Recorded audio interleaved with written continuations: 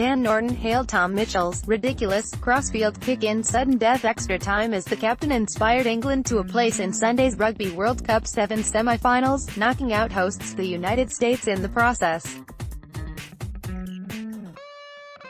Norton crossed twice as England controlled the early exchanges, only for the US to battle back into the fold and take the match to next point wins, with Mitchell spotting an unmarked Phil Burgess out wide to chip over and place the ball perfectly into his awaiting arms to score the match-deciding try. The 24-19 victory books England a place against recently crowned Sevens Series champions South Africa, but Norton was keen to praise the bottle of Mitchell's inspiring decision as they revelled in what was a nerve-wracking finale. "Ridiculous, I looked up and it was one of our slow guys," Norton said after Burgess' try. "I was just hoping he had enough legs to make it. It was a ridiculous kick from Mitch, on the money in that kind of cauldron, it was bang on. For Phil to have the peace of mind to catch that and touch down was incredible." Teammate Ollie Lindsay-Hague agreed. "We need to give Mitch a bit of credit. He pretty much won us that game against Samoa with his kick, and that crossfield today too. Full credit to our captain for that."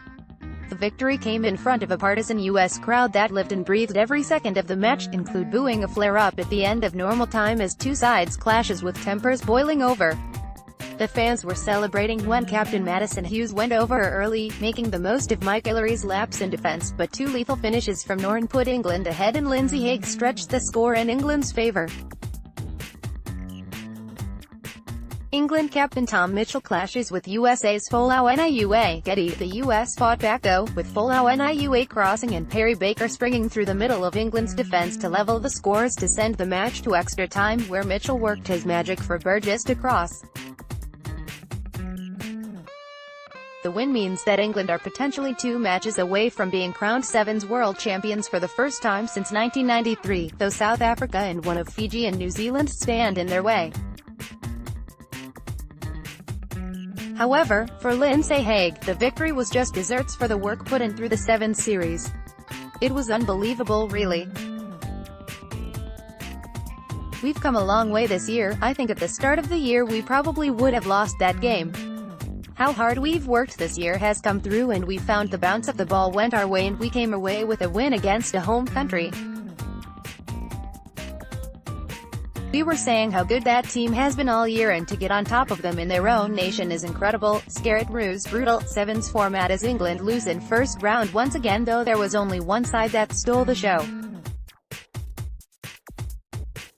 Fiji have long been the darlings of rugby sevens, and on a stage fit for giant at that. A 7-try 43-7 rout of Argentina came amid fever-pitch support from a crowd packed full with Fijian supporters, and having surpassed the 25,000-odd that attended Friday's action, the ballpark looked resplendent in a sea of Fijian white and blue.